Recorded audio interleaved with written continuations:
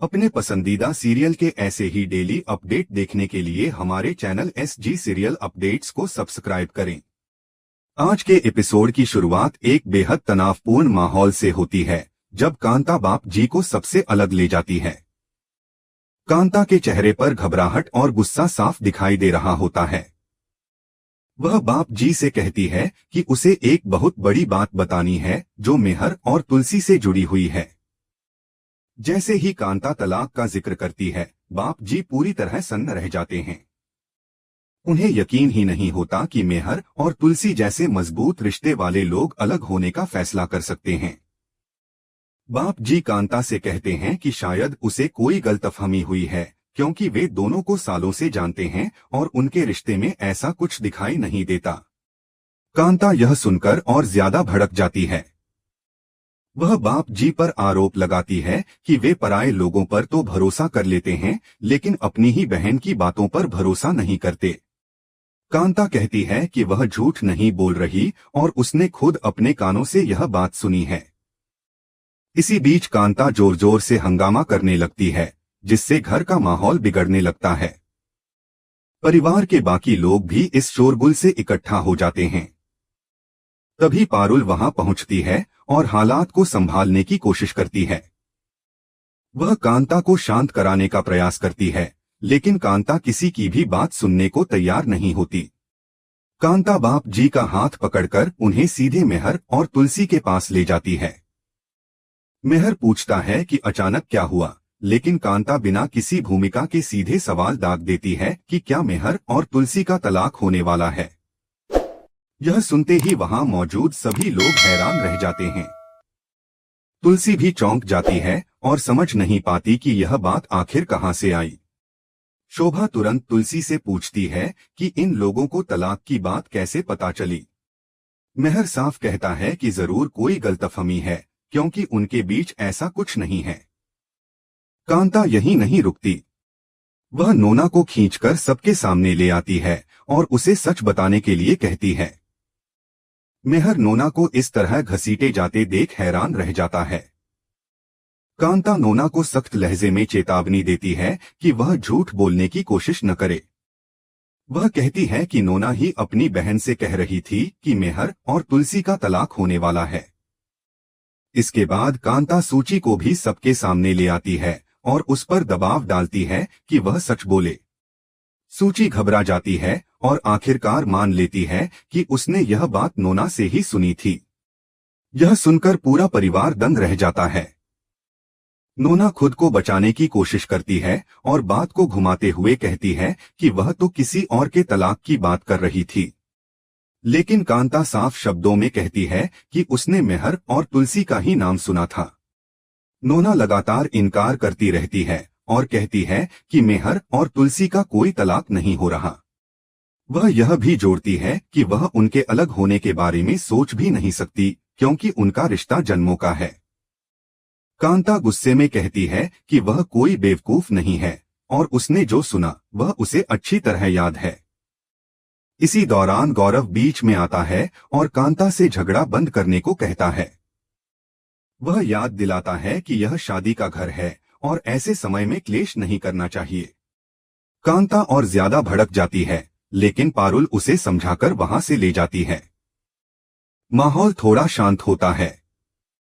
इसके बाद बाप जी अपनी बहन की ओर से सबके सामने माफी मांगते हैं। वे भावुक होकर कहते हैं कि वे दुनिया में सबको संभाल सकते हैं, लेकिन अपनी बहन को नहीं संभाल पा रहे। मेहर तुरंत बाप जी को माफी मांगने से रोकता है और कहता है कि इसमें उनकी कोई गलती नहीं है। तुलसी भी बाप जी से कहती है कि वे माफी मांगकर उन्हें शर्मिंदा न करें। वह साफ करती है कि इस पूरे मामले में उनकी कोई गलती नहीं है। शायद परिवार में ही किसी ने ऐसा संकेत दिया होगा, जिससे यह बात इतनी आगे बढ़ गई। तुलसी कहती है कि बाप जी परिवार के बड़े हैं और उन्हें माफी मांगने की जरूरत नहीं है। मेहर भी तुलसी की बात से सहमत होता है। तुलसी बाप जी को भरोसा दिलाती है कि उन्हें इस बात का बुरा नहीं लगा और वे चिंता न करें। इसके बाद गौरव सबको नाश्ते के लिए बुलाता है और धीरे धीरे सभी लोग वहां से चले जाते हैं। सबके जाने के बाद नोना राहत की सांस लेती है और मन ही मन सोचती है कि मामला संभल गया। तभी मेहर उसे रोक लेता है और गुस्से में कहता है कि उसे यहाँ लाकर उसने बहुत बड़ी गलती कर दी। मेहर कहता है कि भले ही सब लोग उसकी बातों में आ गए हों, लेकिन उसे अच्छी तरह पता है कि नोना ने क्या कहा होगा। वह नोना से पूछता है कि क्या वह यहाँ सिर्फ यही सब करने आई है। मेहर उसे याद दिलाता है कि कभी वह तुलसी का अपमान करती है, कभी मेहंदी जैसी हरकतें करती है और अब तलाक जैसी बातें फैला रही है। वह साफ शब्दों में पूछता है कि जो बात छुपानी चाहिए वही वह क्यों उछाल रही है। नोना यह सब सुनकर चुप रह जाती है और कोई जवाब नहीं दे पाती। तुलसी मेहर को शांत करने की कोशिश करती है और कहती है कि वह कल शादी के बाद बाप जी से बात कर लेगी, तब तक सब्र रखना ही बेहतर होगा। यह कहकर तुलसी वहां से चली जाती है। नोना मन ही मन गुस्से से भर जाती है और उसके चेहरे पर नाराजगी साफ दिखाई देती है। दूसरी ओर कहानी का रुख बदलता है और दृश्य वृंदा और अंगद पर आता है। वृंदा नहाकर बाहर आती है और अपने बाल सुखा रही होती है। अंगद उसे देखता है और मन ही मन खुश होता है। वह काफी देर तक बस वृंदा को देखता रहता है। वृंदा अंगद से कहती है कि वह आई के घर जाकर अक्षत और माधवी को ले आए। अंगद जवाब देता है कि उन्हें वहीं रहने दो, क्योंकि कभी कभी उन्हें अकेले में एक दूसरे के साथ समय बिताने का मौका मिल जाता है। वृंदा कहती है कि बच्चे भी उनकी जिम्मेदारी हैं और उनकी देखरेख करना उनका फर्ज है। अंगद कहता है कि बच्चों के साथ साथ उनका भी एक दूसरे के लिए फर्ज बनता है। उन्हें भी अपने रिश्ते को समय देना चाहिए। वह कहता है कि वे दोनों भी उतने ही जरूरी हैं। वृंदा उसकी बात समझ जाती है और सहमति में सिर हिलाती है। अंगद आगे बढ़कर वृंदा को गले लगा लेता है और उससे पूछता है कि क्या वह कभी अपने बारे में नहीं सोचती। अंगद भावुक होकर माफी मांगता है और कहता है कि उसने कभी यह जानने की कोशिश ही नहीं की कि वृंदा क्या चाहती है, जो आने वाले बड़े खुलासों और रिश्तों की परीक्षा का संकेत देता है। तुमने भी अपनी जिंदगी में कुछ न कुछ सपने तो देखे ही होंगे। तुम्हें जो चाहिए, जो भी मन में है, मुझसे कह दो। मैं पूरी कोशिश करूंगा कि तुम्हारी हर इच्छा पूरी कर सकूं। अंगद की यह बात सुनकर वृंदा का चेहरा भर आता है। वह भावुक होकर कहती है कि जब से तुम मेरी जिंदगी में आए हो, तब से मुझे किसी और चीज की जरूरत ही महसूस नहीं होती। मेरे पास तुम हो, तुम्हारा साथ है, यही मेरे लिए सबसे बड़ी खुशी है। यह कहते हुए वृंदा अंगद के गले लग जाती है। दोनों के बीच एक सुकून भरा पल आ जाता है, जिसमें बिना कुछ कहे ही बहुत कुछ महसूस किया जा सकता है। कुछ पल बाद वृंदा हल्के फुल्के अंदाज में माहौल को बदलने की कोशिश करती है। वह मुस्कुराते हुए अंगद से कहती है कि वैसे तुम मेरे लिए एक छोटा सा काम कर सकते हो। अंगद तुरंत पूछता है कि क्या काम है। तब वृंदा हंसते हुए कहती है कि बहुत सारे बर्तन पड़े हुए हैं, अगर तुम उन्हें धो दोगे तो मुझे बहुत अच्छा लगेगा। यह सुनकर अंगद पहले तो हैरान रह जाता है, लेकिन फिर मुस्कुराकर कहता है कि तुम्हें खुश करने के लिए मैं कुछ भी कर सकता हूँ, चाहे बर्तन ही क्यों न धोने पड़े। वृंदा उसकी इस बात पर खुश होकर कहती है कि तुम बहुत क्यूट हो। अंगद धीरे धीरे वृंदा के और करीब आने लगता है और उसकी तारीफ करता है। वह उससे कहता है कि आज बच्चे घर पर नहीं हैं, तो क्या हम इस मौके का थोड़ा फायदा उठा सकते हैं। अंगद का अंदाज शरारती हो जाता है और वह वृंदा के और नजदीक आ जाता है। तभी वृंदा अचानक मजाक में चिल्लाकर कहती है कि छिपकली आ गई। अंगद यह सुनते ही डर जाता है और पीछे हट जाता है। वृंदा जोर जोर से हंसने लगती है और उसे चिढ़ाते हुए वहां से चली जाती है। अंगद समझ जाता है कि वृंदा ने उसे छेड़ा है और वह भी मुस्कुरा देता है। इसके बाद अंगद और वृंदा नीचे आकर तुलसी से मिलते हैं। अंगद हमेशा की तरह तुलसी से मजाक करने की कोशिश करता है।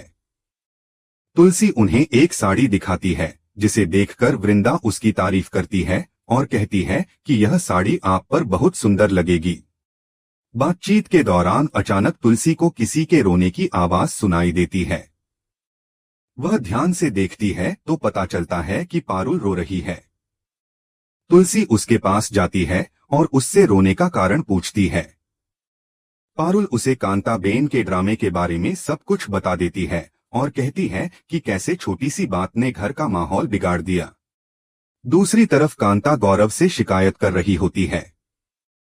वह कहती है कि उसे इस घर में कोई सम्मान नहीं दिया गया और शादी जैसे मौके पर भी उसे बहुत ही साधारण साड़ी दी गई है। गौरव और जतिन दोनों उसे समझाने की कोशिश करते हैं कि ऐसा कुछ नहीं है और किसी का इरादा उसका अपमान करने का नहीं था, लेकिन कांताबेन लगातार शिकायत करती रहती है। वह कहती है कि उसे इस घर में रहकर खुद को अपमानित महसूस हो रहा है और वह यहाँ से जाने का फैसला कर चुकी है। गौरव उसे रोकने की कोशिश करता है, लेकिन कांता उल्टा उसी पर जुबान लड़ाने का आरोप लगा देती है और कहती है कि वह उससे बदतमीजी कर रहा है। कांता वहां से जाने लगती है, तभी पारुल उसे देख लेती है और उससे पूछती है कि क्या हुआ और वह कहाँ जा रही हैं। पारुल प्यार से कहती है कि यह आपका ही घर है, आप ऐसे नाराज होकर कैसे जा सकती हैं। वह कांताबेन को समझाती है कि जो साड़ी उन्हें पहले दी गई थी वह सिर्फ पूजा के लिए थी, शादी के लिए उनके लिए अलग साड़ी रखी गई है। यह कहते हुए पारुल उन्हें एक दूसरी साड़ी देती है। जैसे ही कांताबेन उस साड़ी को देखती है, उसका गुस्सा धीरे धीरे शांत हो जाता है और उसके चेहरे पर खुशी आ जाती है। घर के सभी लोग राहत की सांस लेते हैं कि आखिरकार मामला सुलझ गया। तुलसी कांता बुआ से कहती है कि इस घर में सभी लोग उनका बहुत ख्याल रखते हैं और यह सब उनके अच्छे संस्कारों की वजह से ही है।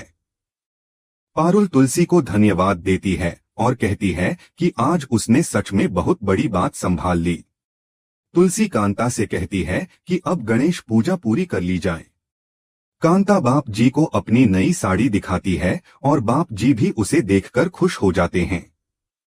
पारुल एक बार फिर तुलसी का शुक्रिया अदा करती है। इसके बाद गौरव पारुल से धीरे से कहता है कि उन्हें यह साड़ी पहले ही कांताबेन को दे देनी चाहिए थी। पारुल जवाब देती है कि वह साड़ी वह पहले लाई ही नहीं थी। आज तो तुलसी भाभी ने समय पर आकर सब संभाल लिया। वह बताती है कि यह साड़ी तुलसी भाभी ने खुद के लिए खरीदी थी, लेकिन घर में किसी तरह का क्लेश न हो इसलिए उन्होंने अपनी साड़ी कांता बुआ को दे दी। गौरव यह सुनकर कहता है कि तुलसी का दिल वाकई बहुत बड़ा है। बाप जी भी यह सारी बातचीत सुन लेते हैं और उनके मन में तुलसी के लिए सम्मान और बढ़ जाता है। इसके बाद सभी लोग पूजा के लिए बैठते हैं। पूरे घर में गणेश पूजा होती है और सभी मिलकर गणपति बप्पा के जयकारे लगाते हैं। माहौल फिर से भक्तिमय और शांत हो जाता है। पूजा के बाद बाप जी तुलसी और मिहिर को प्रसाद देते हैं। प्रसाद देते हुए बाप जी तुलसी से कहते हैं कि वह उसके बहुत आभारी हैं और उसे एक साड़ी गिफ्ट करना चाहते हैं। मिहिर यह सुनकर पूछता है कि अचानक यह सब क्यों। तब बाप जी कहते हैं कि उन्हें पता चल गया है कि तुलसी ने अपनी साड़ी कांता को दे दी थी ताकि घर में शांति बनी रहे। वे तुलसी के इस त्याग को बहुत बड़ा एहसान मानते हैं। तुलसी मुस्कुराकर कहती है कि इसमें एहसान की कोई बात नहीं है। हमारे बड़ों की खुशी में ही हमारी खुशी होती है।